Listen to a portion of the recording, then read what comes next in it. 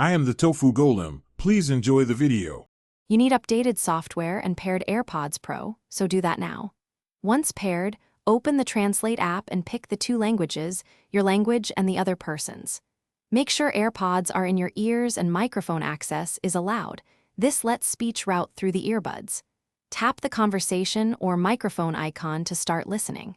Speak naturally and clearly, and tell the other person to speak after the tone. Doing these steps immediately gets audio flowing and prevents delays once translation begins. Now focus on the core interaction. Conversation mode streams both voices through your AirPods Pro for near real-time translation. Once the session is live, speak in full phrases and pause briefly so the app can process each turn. This lowers errors. Make sure automatic detection is on if you need language switching. Otherwise, manually swap languages to avoid misrecognition. Raise or lower AirPods volume to hear translations clearly, and use the app's microphone sensitivity or noise control. When you're done, tap Done to stop translation and safely remove your AirPods. If translation stalls before you finish, first toggle Bluetooth and reopen the Translate app. This often restores the audio pipeline.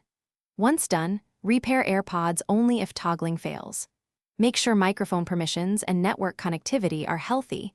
Slow data or blocked mic access are the most common causes of failure. If speech is still inaccurate, check firmware versions on both devices and retry with clearer speech and reduced background noise.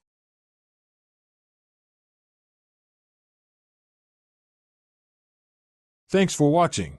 Consider subscribing if we helped you today.